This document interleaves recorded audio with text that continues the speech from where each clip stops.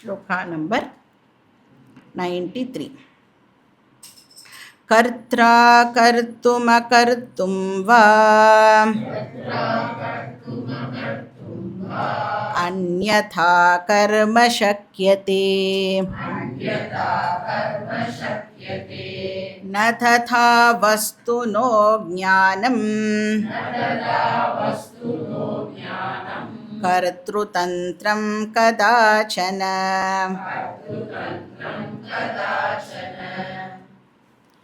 இப்போ இங்கே இந்த ஸ்லோகத்தில் ஒரு சட்டில் பாயிண்ட்டை சங்கரர் டிஸ்கஸ் பண்ணுறார் அப்படின்னு சொல்லலாம். ஒரு டெக்னிக்கல் பாயிண்ட்டை டிஸ்கஸ் பண்ணுறாருன்னு சொல்லலாம். இந்த ஸ்லோகம் ஒரு பாசிபிள் டவுட்டுக்கான ஆன்சராக சங்கரர் கொடுக்குறாருன்னு எடுத்துக்கலாம். ஸோ சங்கரருடைய அசம்ஷன் என்ன அப்படின்னா, இதை படிக்கிறோம்ல கேட்குறவாள்லாம் very very brilliant and intelligent. படிக்கும்போதே அவளுக்கு இந்த மாதிரி சந்தேகங்கள்லாம் வரும். அந்த சந்தேகத்தை இம்மீடியட்டாக நாம் நிவர்த்தி பண்ணணும் அப்படிங்கிறதுக்காக இந்த ஸ்லோகத்தை சங்கரர் இந்த இடத்துல ப்ரெசண்ட் பண்ணுறேன். இப்போது கர்மாவையும் ஞானத்தையும் ஏன் நாம் பிரிக்கிறோம்? Why do you make a distinction between karma and jnanam or karma kandam ஞான காண்டம், வேத பூர்வம் வேத அந்தம் அப்படின்னு ஏன் பிரிக்கிறோம் அப்படின்னா, அந்த 4 ஃபேக்டர்ஸு சொன்னோம். அப்புறம் நம்ம சொல்கிறோம் கர்மா இஸ் டோட்டலி டிஃப்ரெண்ட், ஞானம் இஸ் டோட்டலி டிஃப்ரெண்ட் அப்படின்னு சொல்கிறோம். இப்போ ஞானம் அப்படின்னா என்ன அர்த்தம்? இப்போ கர்மா அப்படின்னு சொன்னால் டூயிங், அப்போ ஞானம் அப்படின்னு சொன்னால் நோயிங். கரெக்டா? நோயிங் அப்படிங்கிறதும் ஒரு டைப் ஆஃப் கர்மா தானே, இல்லை? கர்மாவா இல்லையா நோயிங் அப்படிங்கிறது? இப்போ நம்ம எக்ஸாம்பிளே எடுத்துப்போம். நம்ம இப்போ என்ன பண்ணிட்டு இருக்கோம்? எஸ்வி ட்ரிபிள்எஸ் கேட்டுண்டு இருக்கோம். இப்போ இங்கே வரத்துக்கு முன்னாடி எவ்வளோ ஆக்ஷன்ஸ் பண்ணியிருக்கணும்? நம்ம வீட்டிலேருந்து முதல்ல எழுந்துட்டுருக்கணும், அப்புறம் ரெடி ஆகணும், அப்புறம் வீட்டிலேருந்து கிளம்பி இங்கே வரணும், இல்லை? நிறைய ட்ராவல்லாம் பண்ணி இங்கே வரணும், கிளாஸ் அட்டெண்ட் பண்ணணும், அப்புறம் நோட்ஸ் எல்லாம் எழுதணும். இது எல்லாமே என்னது அப்படின்னு சொன்னால் டிஃப்ரெண்ட் டைப்ஸ் ஆஃப் ஆக்ஷன். அப்படின்னா நோயிங்கும் ஒரு டைப் ஆஃப் ஆக்ஷன் தானே? கரெக்டு தானே? நோயிங் ஆர் லிசனிங் அதுவும் ஒரு டைப் ஆஃப் ஆக்ஷன் தானே. இப்போ அந்த நோ அப்படிங்கிறது ஒரு வெர்ப் தானே, தெரிஞ்சுக்கிறது அப்படிங்கிறது ஒரு கிரியாபதம் தானே. அதுவும் ஏதோ மற்ற வெர்பு மாதிரி அதுவும் ஒரு வெர்பு. ஈட்டிங், ஸ்லீப்பிங், ட்ரிங்கிங் அந்த மாதிரி நோயிங் அப்படிங்கிறதும் ஒரு ஆக்ஷன் வேர்டு. ஏன்னா ஒரு என்ன சொல்லலாம், ஒரு வேர்பும் எதை டினோட் பண்ணுறது அப்படின்னா ஒரு ஆக்ஷனை தானே குறிக்கிறது ஒரு வேர்பு. அப்போ ஞானமையும் நாம் ஆக்ஷனாக தானே ட்ரீட் பண்ணணும். நீ ஏன் அதை கர்மாலேருந்து டிஃபரெண்ட் அப்படின்னு சொல்கிற? புரியறதா கேள்வி? கர்மா அப்படின்னா நம்ம எல்லா ஆக்ஷன்ஸையும் கர்மாவுக்கு கீழே போட்டுடுறோம். ஞானமை செப்பரேட்டாக எடுத்துட்டோம். வேற ஞானமும் என்னது அப்படின்னா நோயிங், அதுவும் ஒரு ஆக்ஷன் தானே. அப்படி இருக்கும் பொழுது எப்படி அதை கர்மாலேருந்து டிஸ்டிங்க்ட் அப்படின்னு எப்படி சொல்கிறோம்? ரெண்டுமே ஆக்ஷனாக இருக்கும் பொழுது வை டு யூ செப்பரேட் இட்? வேத பூர்வ பாகத்தையும் வேத அந்த பாகத்தையும் ஏன் பிரிக்கிறோம்? ஸோ இது ஒரு டெக்னிக்கல் விஷயம். இப்போது நோயிங் அப்படிங்கிற விஷயத்தை ஒரு ஆக்ஷனாக நாம் கன்சிடர் பண்ணலாமா கூடாதா? இதுதான் கேள்வி. லிசனிங் ஆர் நோயிங் இருக்கே, இதை ஒரு ஆக்ஷனாக நாம் கன்சிடர் பண்ண முடியுமா ஆர் கன்சிடர் பண்ண முடியாதா? இதுதான் கொஸ்டின். இதை வந்து சங்கரர் நிறைய இடத்துல டிஸ்கஸ் பண்ணியிருக்கார். இந்த டெக்ஸ்ட்லேயும் இதை வந்து டிஸ்கஸ் பண்ணுறார். இப்போது for all practical purpose knowing and doing எப்படி இருக்கும் அப்படின்னா they resemble each other. Knowing and doing ரெண்டுமே வந்து ஒரே மாதிரி தான் இருக்கும். இப்போது நோயிங் இருக்குல்ல, தெரிஞ்சுக்கிறதுக்கு நான் வந்து என்ன யூஸ் பண்ணணும்? இன்ஸ்ட்ருமெண்ட்ஸை நான் வந்து யூஸ் பண்ணணும். பண்ணுறதுக்கு டூயிங்க்கு இன்ஸ்ட்ருமெண்ட்ஸை யூஸ் பண்ணணும். இப்போ எழுதுகிறேன் அப்படின்னு சொன்னால் பென்னு வந்து ஒரு இன்ஸ்ட்ருமெண்ட். ஸோ ரைட்டிங் எதுக்கு கீழே வரும்? டூயிங்க்கு கீழே வரும். இப்போ நோயிங் அதுக்கு என்ன பண்ணின்னு இருக்கீங்க நீங்கள்? ஹியரிங், கேட்கறது இல்லை, கேட்கறது அப்படிங்கிறத தான் நாம் வந்து இப்போது பண்ணிட்டு இருக்கோம். அதுக்கு என்ன இன்ஸ்ட்ருமெண்ட்டை யூஸ் பண்ணுறோம்? காது அப்படிங்கிற இன்ஸ்ட்ருமெண்ட்டை யூஸ் பண்ணுறோம். இல்லை நல்லா நோட் பண்ணிக்கோங்க. எழுதும் பொழுது யூஸ் பண்ணுற இன்ஸ்ட்ருமெண்ட் இருக்கே அதுக்கு பேர் கரணம். கேட்கும் பொழுது யூஸ் பண்ணுற இன்ஸ்ட்ருமெண்ட் இருக்கே அதுக்கு பேர் பிரமாணம். ஒன்று வந்து கரணம்னு சொல்கிறோம், இன்னொன்று வந்து பிரமாணம். கேட்கறது மட்டும் இல்லை, பார்க்கறது, ஆல் யுவர் சென்ஸ் ஆர்கன்ஸ். எந்த சென்ஸ் ஆர்கன்ஸை எதுக்கு யூஸ் பண்ணுறோம்?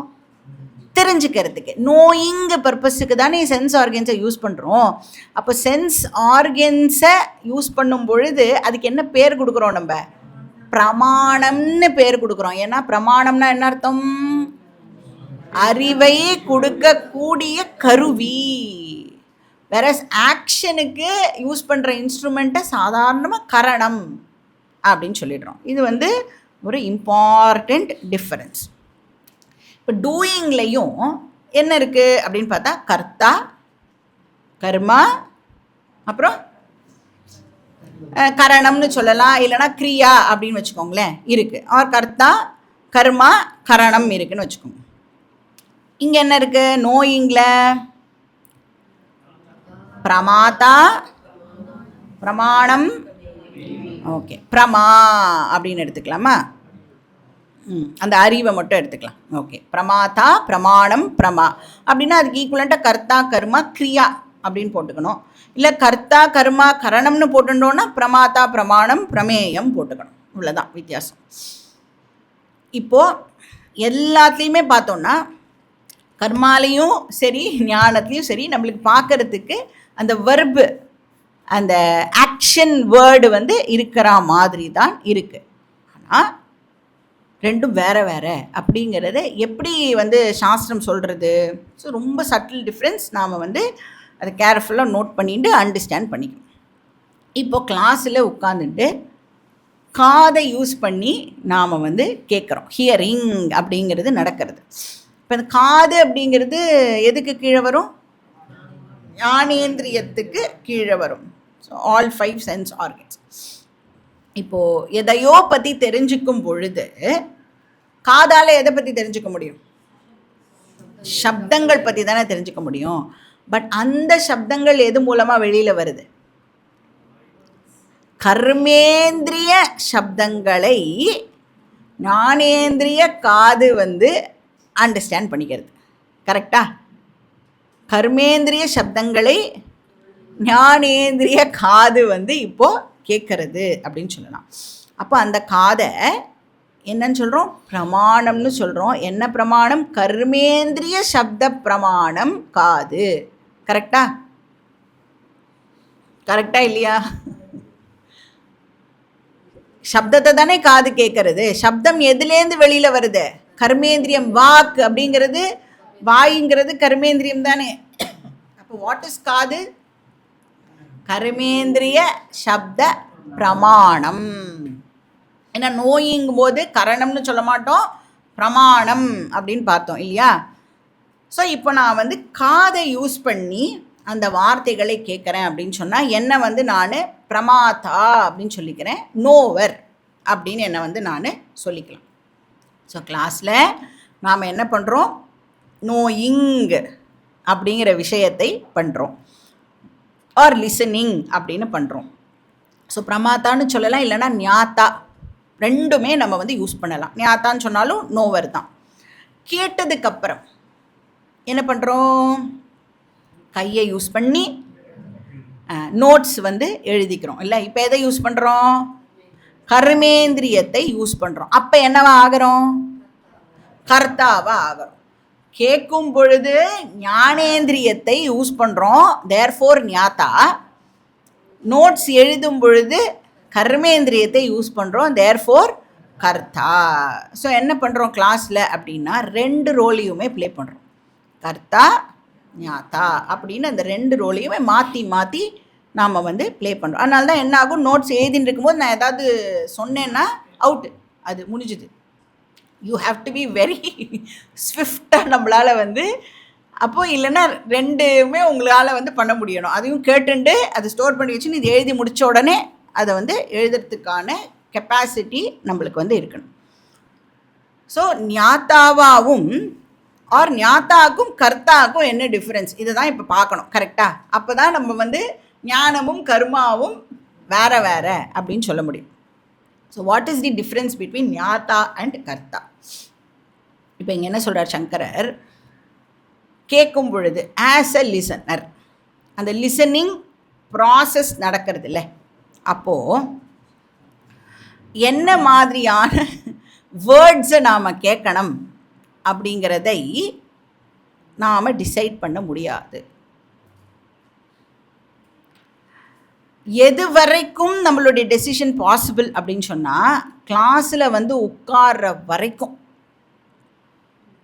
நான் வந்து ஒரு கச்சேரிக்கு போனோம், நான் வந்து ஒரு ட்ராமாவுக்கு போனோம் அப்படிங்கிற வரைக்கும் நீங்கள் டிசைட் பண்ணலாம். பட் ஒன்ஸ் போய் அங்கே உட்காந்தாச்சு அப்படின்னு சொன்னால், காது இப்போ என்ன பண்ணும் அப்படின்னா, என்ன வருதோ அதை தான் அதால் வந்து இப்போது கேட்க முடியும். உங்களுக்கு பிடிச்சிருக்கோ பிடிக்கலையோ, கிளாஸ் பிடிச்சிருக்கோ பிடிக்கலையோ, இப்போ என்ன பண்ணி ஆகணும், யூ ஹாவ் டு லிசன். அப்போது லிசனருக்கு இந்த இடத்துல சாய்ஸ் அப்படிங்கிறது கிடையாது, அந்த நோவருக்கு சாய்ஸ் கிடையாது with respect to the content of the knowledge. ஏன்னா ஞானேந்திரியத்தை யூஸ் பண்ணி அறிவை தானே அடையிறோம். அந்த அந்த அந்த கண்டென்ட் ஆஃப் அறிவு இருக்குல்ல, அதுக்கு லிசனருக்கு எந்த சாய்ஸும் கிடையாது. என்ன காது ரிப்போர்ட் பண்ணுறதோ அதை வந்து நாம் இப்போது ரெஜிஸ்டர் பண்ணிக்க வேண்டியது தான். அதே மாதிரி தான் கண், அதே மாதிரி தான் மூக்கு, அதே மாதிரி தான் நாக்கு, அதே மாதிரி தான் நம்மளுடைய ஸ்கின், எல்லா சென்ஸ் ஆர்கன்ஸும் அதைத்தான் நம்மளுக்கு பண்ணுறது. இப்போ சப்போஸ் நீங்கள் வந்து தப்பி தவறி தியானம் பண்ணுறேன்னு வச்சுக்கோங்க. தியானம் பண்ணும் பொழுது கண்ணெல்லாம் மூடின்னு இருப்போம். அப்புறம் ஒரு செக்லூடட் பிளேஸில் உட்காந்துட்டு, வீட்லேயே ஏதோ ஒரு மூலையில் உட்காந்துட்டு தியானம் பண்ணுறோம். பட் அப்போது வந்து கிச்சனில் ஏதோ வந்து பண்ணுறான்னு வச்சுக்கோங்க, வெங்காய பஜ்ஜி பண்ணுறா அப்படின்னா மூக்கெல்லாம் மூடிட்டு நம்மளால் வந்து தியானம் பண்ண முடியுமா? ஏன்னா நம்ம வந்து ரிலாக்ஸ்டு ப்ரீத்திங்லாம் வேறு அப்போது பண்ணிகிட்டு இருப்போம்ல. அப்போது ஒன்றுமே நம்மளுடைய சாய்ஸே இல்லாமல் அந்த ஸ்மெல்லை இப்போ நாம் வந்து தெரிஞ்சுட்டே ஆகணும். You to not have a choice. அந்த மாதிரி பிரமாதா அப்படின்னு சொல்லியாச்சுன்னா, பிரமாதாக்கு அந்த பிரமா இருக்குல்ல, அந்த அறிவு ஆர் அந்த விஷயம் இருக்கே, அதில் சாய்ஸ் கிடையாது. வேர்ஆஸ் கர்த்தாவாக இருக்கும் பொழுது, இப்போ நோட்ஸே எழுதுகிறோன்னு வச்சுக்கோங்களேன், பேனாவை யூஸ் பண்ணி நோட்ஸ் எழுதும் பொழுது யூ ஹாவ் அ சாய்ஸ். எதில் சாய்ஸ் இருக்குது நம்மளுக்கு? என்ன எழுதணும், என்ன எழுத வேண்டாம், எப்படி எழுதணும், இங்கிலீஷில் எழுதணுமா, சான்ஸ்கிரிட்டில் எழுதணுமா, தமிழில் எழுதணுமா தெலுங்குல எழுதணுமா எல்லாத்துக்கும் நம்மளுக்கு சாய்ஸ் ஆனது இருக்குது. அப்போ கர்த்தா அண்டு பிரமாதா ரெண்டு பேரும் ஃபண்டமெண்டலி டிஃபரெண்ட். எதுலன்னா அந்த சாய்ஸ் இருக்கே அந்த விஷயத்தில் எடுத்துட்டோன்னா ரெண்டு பேருமே ஃபண்டமெண்டலி டிஃபரெண்ட். அதுக்கு என்ன டெக்னிக்கல் வார்த்தை யூஸ் பண்ணுவோம் அப்படின்னு சொன்னால், ஞானம் அப்படிங்கிறது புருஷதந்திரம் கிடையாது. ஞானம் அப்படிங்கிறது புருஷதந்திரம் இல்லை. அப்படின்னா புருஷதந்திரம் கிடையாதுன்னா என்ன அர்த்தம்? அந்த அந்த கண்டென்ட் ஆஃப் த நாலேஜ் இருக்குல்ல, அது வந்து not within the control of the jnata. ஞாத்தாவோட கண்ட்ரோலில் அந்த அறிவானது கிடையாது. அப்போது ஞானம் அப்படிங்கிறதுல பிரமாதாவை அது டிபெண்ட் பண்ணுறது இல்லை. என்ன கேட்கணும் அப்படிங்கிறது பிரமாதாவை டிபெண்ட் பண்ணி இல்லை.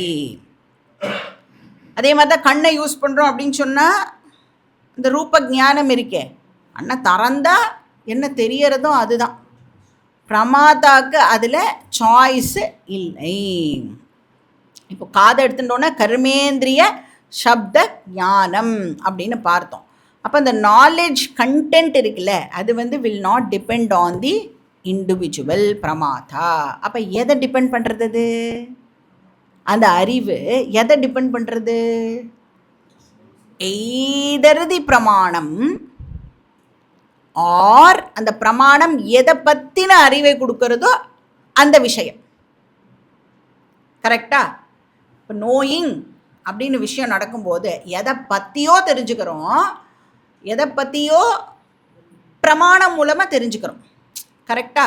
அப்போது அந்த ஞானம்ங்கிற விஷயத்தில் பிரமாதாக்கு சாய்ஸ் இல்லை அப்படின்னு சொன்னால் அது எதை டிபெண்ட் பண்ணியிருக்கு அப்படின்னா, அது எதை பற்றி சொல்கிறதோ அந்த விஷயம் ஆர் எது மூலமாக தெரிஞ்சுக்கிறோமோ அந்த பிரமாணம், அது ரெண்டும் தான் அந்த ஞானத்தை வந்து கண்ட்ரோல் பண்ணுறதுன்னு சொல்லலாம்.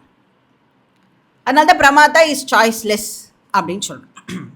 வேறஸ் கர்மாவை எடுத்துட்டோம் அப்படின்னு சொன்னால் it heavily depends on the கர்த்தா.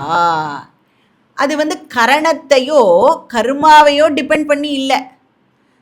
பென்னு டிசைட் பண்ணாது இங்கிலீஷில் எழுதணுமா தமிழில் எழுதணுமான்னு.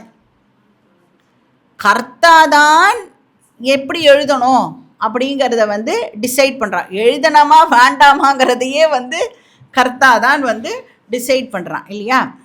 அப்போ இது வந்து புருஷதந்திரம். கர்மா வந்து புருஷதந்திரம், ஞானம் வந்து வஸ்து தந்திரம் அப்படின்னு சொல்லுவோம். இது வந்து ஒரு டிஃப்ரென்ஸ். இன்னொன்று ஆல்ரெடி நம்ம பார்த்துருக்கோம், கர்மாவால் 4 ரிசல்ட்ஸை ப்ரொடியூஸ் பண்ண முடியும் அப்படின்னு பார்த்தோம் இல்லையா?